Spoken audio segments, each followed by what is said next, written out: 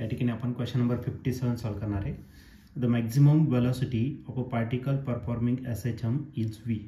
तर maximum velocity दिलेली आहे v इतकं. If the periodic time is made 1/3 and the amplitude is double. तर त्याचा जो टाइम पिरियड आहे तो 1/3 करायचा आणि अँप्लिट्यूड काय करायचा आपल्याला डबल करायचा आहे. Then the new maximum velocity of the particle will be. तर नवीन मॅक्झिमम वेलोसिटी किती असणार ते आपल्याला या ठिकाणी फाइंड करायचं. हा क्वेश्चन 2023ला आलेला होता. त्याच्या 4 ऑप्शनपैकी पहिलं जे ऑप्शन आहे ए ते आहे v/6, बी ऑप्शन आहे 3v/2, सी ऑप्शन आहे 3v आणि लास्ट डी ऑप्शन आहे 6v. तर या 4 ऑप्शनपैकी या क्वेश्चनचं करेक्ट आन्सर काय असेल तर याला आपण सॉल्व करूया आणि मग डिसाईड करूया. तर या क्वेश्चनमध्ये आपल्याला मॅक्झिमम वेलोसिटी दिलेली आहे, पार्टिकल परफॉर्म करते v इतकं. म्हणजे आपल्याला जी मॅक्झिमम वेलोसिटी आहे v मॅक्स त्याची व्हॅल्यू किती दिलेली तर v इतकी दिलेली आहे. आणि याचा जो फॉर्म्युला असतो तो असतो a ओमेगा. a म्हणजे ॲम्प्लिट्यूड आणि ओमेगा म्हणजे काय अँग्युलर वेलोसिटी. ओके. आता पुढच्या केसमध्ये दिलेलं आहे तर त्याचा टाइम पिरियड जो आहे तो 1/3 करायचा आहे. मग आपण एक काम करू, t1 जो आहे तो किती केला तर 1/3 दॅट ऑफ द t केलेला आहे. ओके. आणि जो ॲम्प्लिट्यूड आहे तो काय करायचा आपल्याला डबल करायचा आहे. ॲम्प्लिट्यूड a1 जो आहे तो किती करायचा आहे double that of the a इतका. ओके, एवढं करायचं आहे.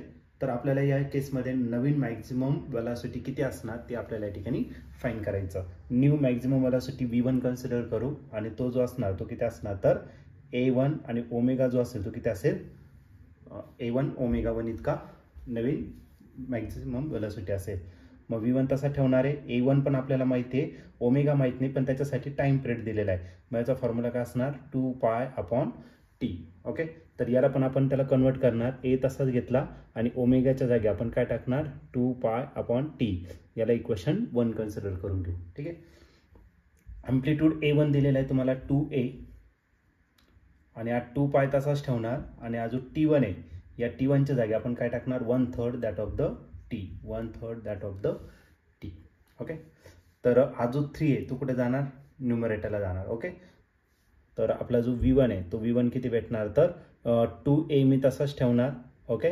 आणि हा जो 3 आहे तो कुठे येणार तर वरती आणि तर राहिला काय तर 2π/t. ओके.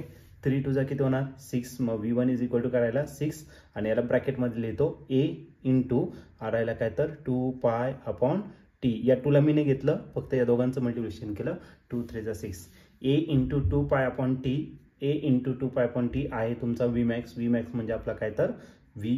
ओके. मग v1 इज इक्वल टू काय असणार तर 6v असेल. तर हे कुठून आलं तर हे आलं तुमचं फ्रॉम इक्वेशन